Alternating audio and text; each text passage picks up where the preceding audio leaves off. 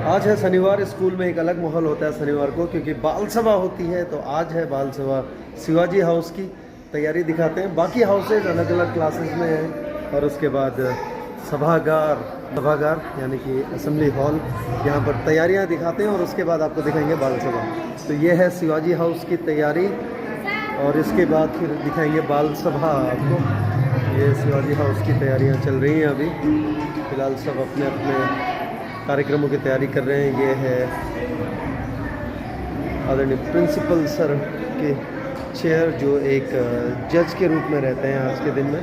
तो ये तैयारियां चल रही हैं। Harish sir, house leader Harish Pawar sir हैं। तो शिवाजी हाउस की ये तैयारियां चल रही हैं। उसके बाद जब वापस आएंगे, सारे हाउसेज यहाँ बैठे मिलेंगे आपको। सारे स्टूडेंट्स यहाँ पर बैठे हुए मिलेंगे। और सामने स्टेज पर प्रोग्राम कर रहा होगा शिवाजी हाउस। हॉल में एंट्री, सभी हाउसेस मीटिंग के बाद हॉल में एंटर हो रहे हैं। और इसके बाद हाउस स्टार्ट हो जाएगा।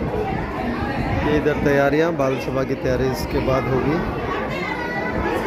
और ये हाउस की एंट्री, सभी हाउसेस।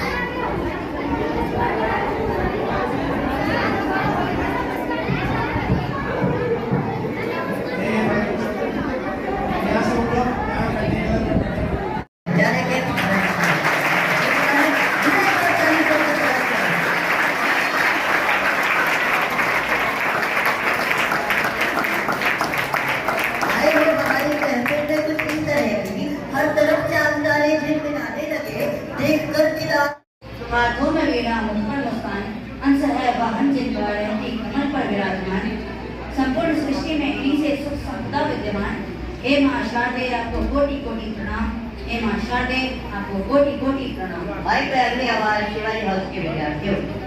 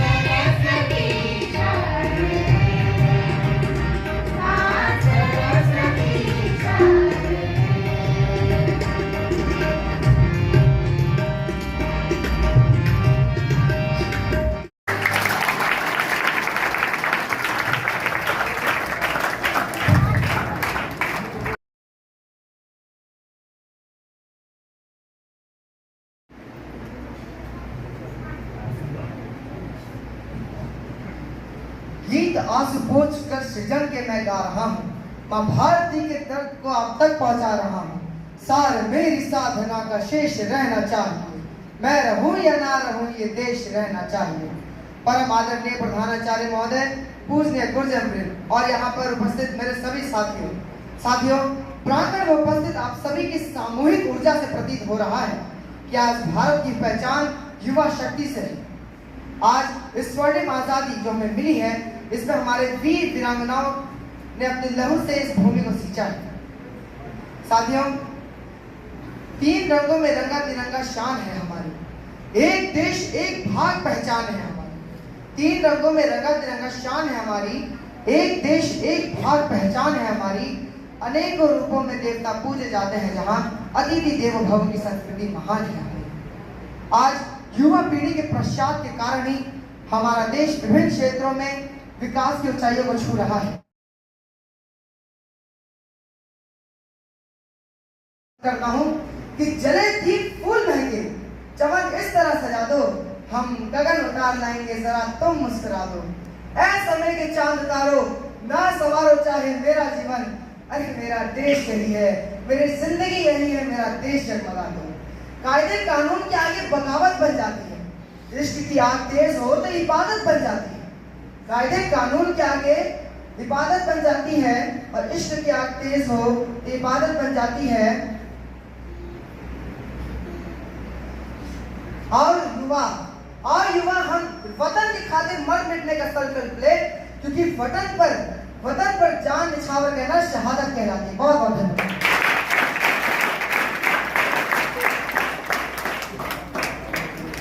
तो श्रोताओं, अब आप सुनेंगे लिटिल किड्स नोबिता और श्रेया की आवाज में एक प्यारा सा नगमा जिसके बोल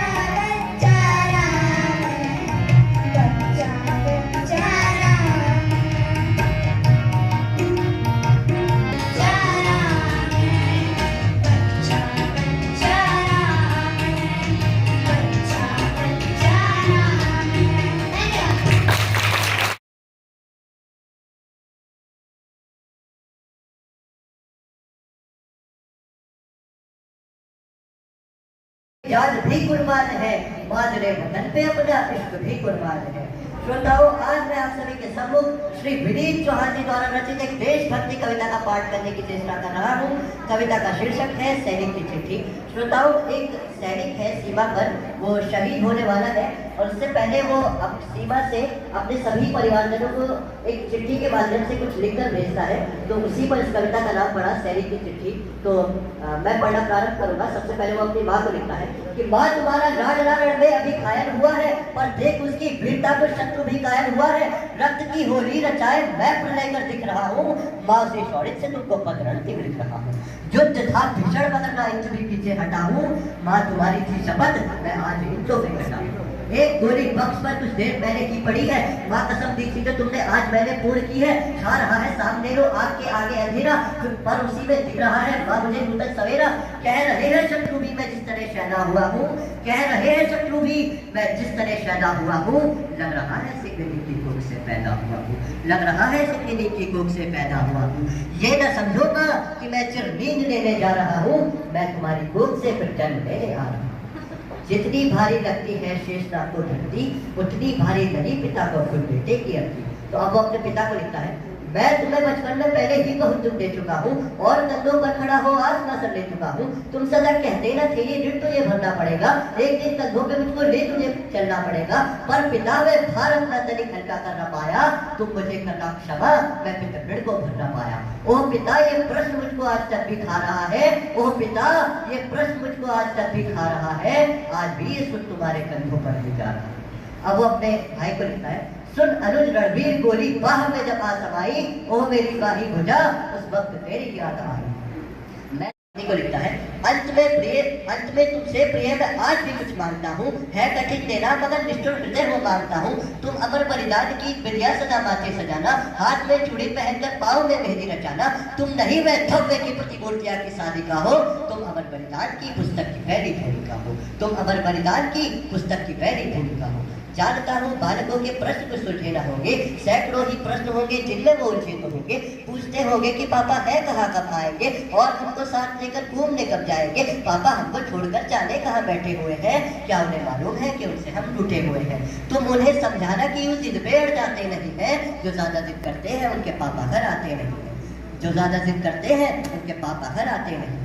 मैं यहाँ कुछ दीप के हित शौर्य किससे गढ़े दुख से हृदय, पर आँख को रोने न देना। भर उठे दुख से हृदय, पर आँख को रोने न देना। सप्तपथ की यात्रा से तुम मेरी अर्धांगिनी हो, 7 जन्मों तक बजोगी तुम अमर वैरागिनी हो, 7 जन्मों तक बजोगी तुम अमर वैरागिनी हो। इसलिए अधिकार तुमसे बिन बताए ले रहा हूँ, माँ का सिंदूर तेरा मातृभू को दे रहा हूँ, माँ का सिंदूर तेरा मातृभू को दे रहा हूँ, माँ का सिंदूर तेरा मातृभू को दे रहा हूँ। बहुत बहुत धन्यवाद।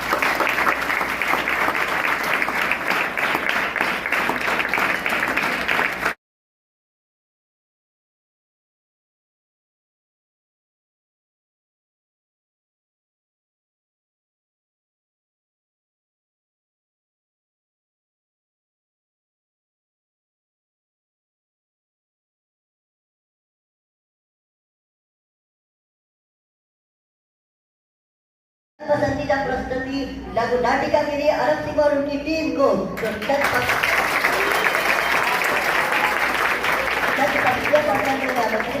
यहाँ पर उपस्थित सभी छोटे बड़े साथियों, आज मैं आपके समक्ष एक लघु नाटिका लेकर प्रस्तुत हूँ जिसका शीर्षक अशिक्षा और बाल विवाह एक सामाजिक कुरीति है।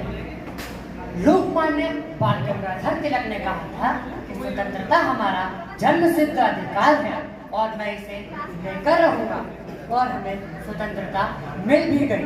पर क्या हमने उन आयामों को हासिल कर लिया है जिसकी कल्पना हमारे स्वतंत्रता सेनानियों ने की थी। आज हम भारत की पहली महिला डॉक्टर आनंदीबाई जोशी के जीवन पर आधारित एक लघु नाटिका के माध्यम से स्वतंत्रता के उन पहलुओं पर प्रकाश डालने का प्रयास करेंगे जिसे हम यदा कदा दरकिनार कर देते हैं। यद्यपि यह नाटक स्वतंत्रता से पूर्व का है, किंतु स्वतंत्रता के पश्चात भी महिलाओं को शिक्षा के प्रति संघर्ष करना पड़ा है। परेशान तो रहूंगा न पार्वती, आखिर एक बेटी का बाप जो ठहरा। पर हमारे आनंदी तो अभी सिर्फ 9 साल की है, अभी तो उसके पढ़ने लिखने और खेलने कूदने के दिन है। देख पार्वती, ज्यादा जवान मत चला वरना अच्छा नहीं होगा।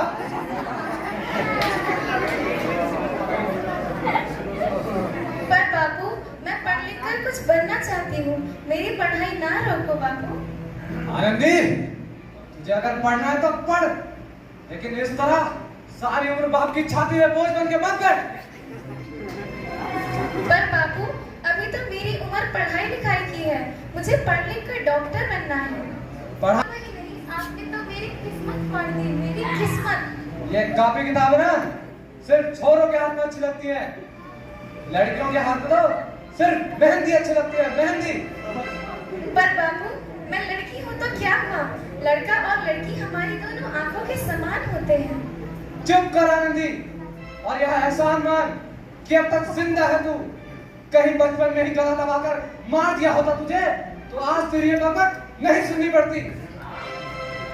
पर बापू, मुझे चूल्हा जलाना अच्छा ना लगे है।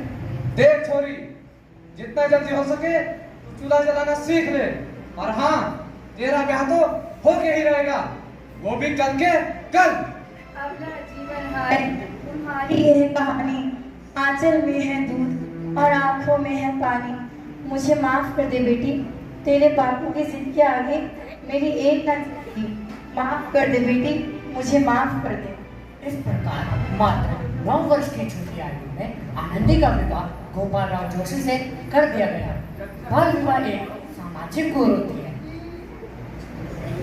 एक सामाजिक कुरीति है जिसका शिकार आनंदी को भी होना पड़ा। 5 वर्ष बाद आनंदी 14 वर्ष की हो गई है और उसके घर एक शिशु ने जन्म लिया है। आइए देखते हैं कि क्या होता है।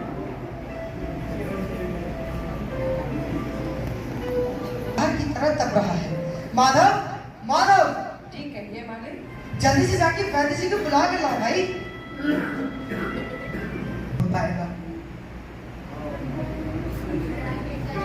नहीं सकता।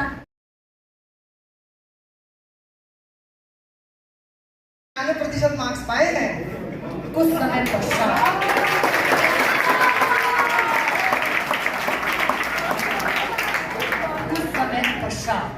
आनंदी, आनंदी, तुम्हें स्कॉलरशिप मिल गई, तुम्हारी मेहनत रंग लाई है।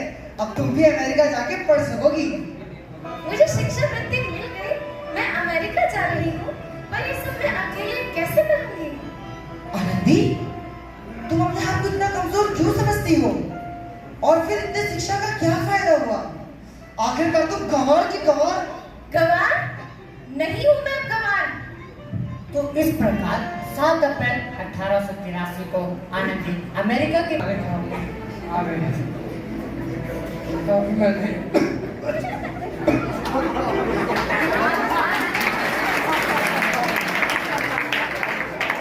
ऐसा मत बोलो, शहर के सिटी हॉस्पिटल में अमेरिका से लेकर एक डॉक्टर आया है। चलो मैडम,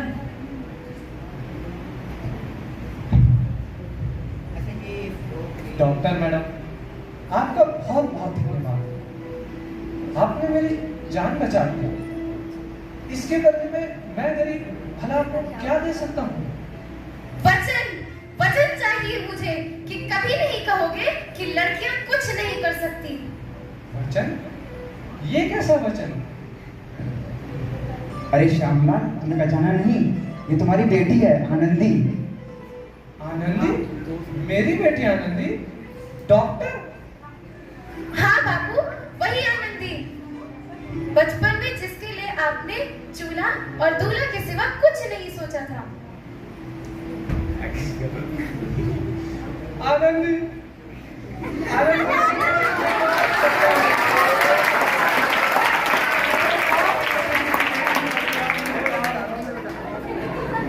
नहीं नहीं बाबू, वही आनंदी जिसके हाथ पीले करके आप उसकी जिंदगी काला कर देना चाहते थे।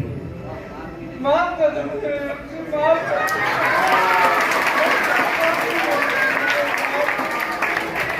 नहीं बाबू, मैंने तो आपका एहसान। उसके लायक नहीं मैं उसके लायक नहीं। अपने पिता को माफ नहीं करोगे आनंदी? अगर सुबह का भोला शाम को घर आए तो उसे भोला नहीं कहते।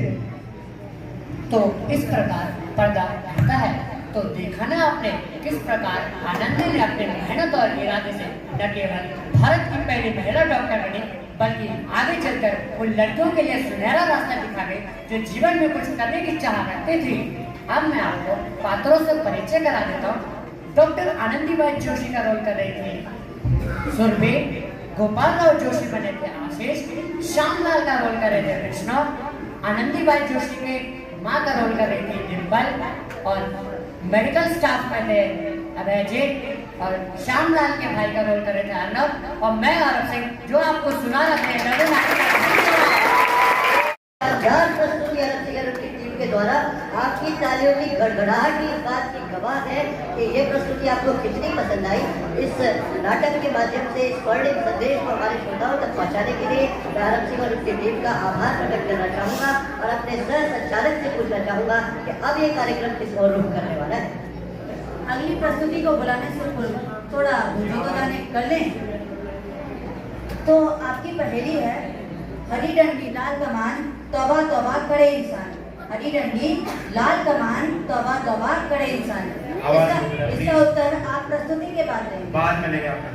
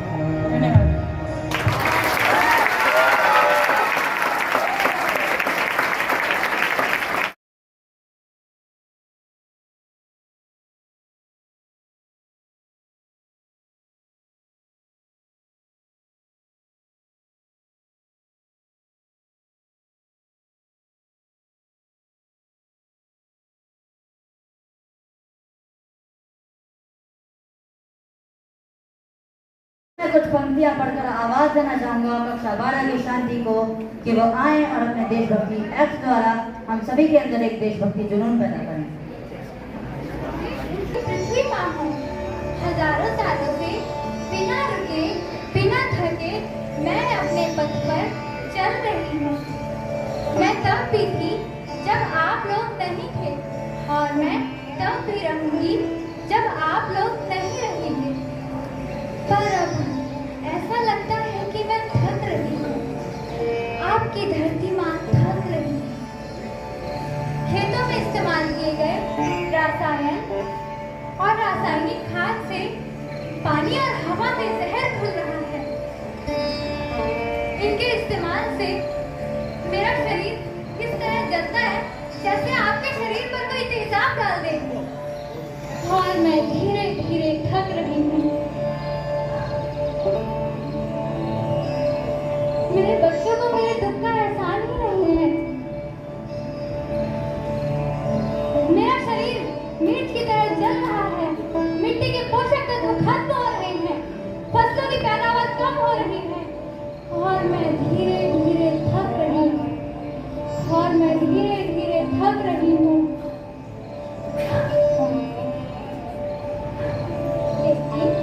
मुझे याद आता है, पहले मैं कितनी सुंदर थी, कितनी प्रसन्न थी, हमेशा हंसती थी। आप लोग ही तो थे जो अपनी पृथ्वी माँ की रखवाली करते थे। आप जानते हैं, प्राकृतिक खेती हमारी परंपरा ही नहीं, जरूरत भी है। और फिर हमारी सभ्यता में तो पूजा ही पृथ्वी कल्याण की है। ओम देव शांति, अंतरिक्ष शांति, पृथ्वी शांति, वनस्पति शांति, औषधया शांति। ओम शांति, ओम शांति, ओम शांति। सबका कल्याण हो। हजारों सालों से मनुष्य पृथ्वी की गोद में रहता आया है। पृथ्वी माँ ने आप सभी को सब कुछ दिया है, पर मैं आपसे पूछना चाहती हूँ, आपने पृथ्वी माँ को क्या दिया है? ये प्राकृतिक खाद, ये रासायनिक पदार्थ जो पृथ्वी को बंजर बना रहे हैं, मिट्टी को प्रदूषित कर रहे हैं।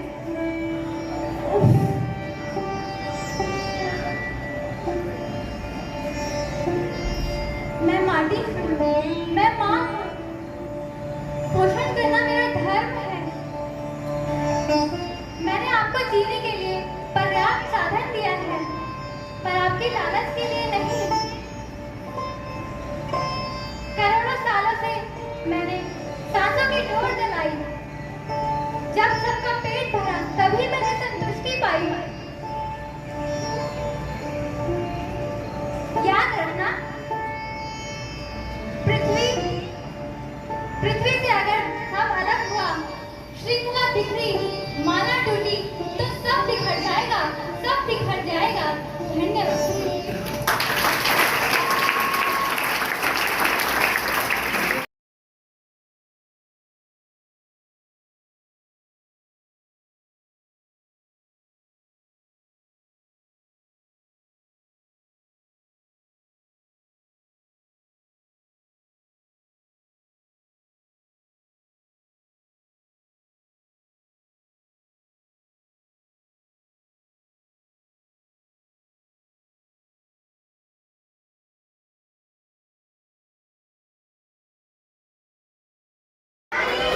बिल्कुल, तो मैं आवाज देना चाहूंगा सौरभ और उनकी टीम को कव्वाली के लिए।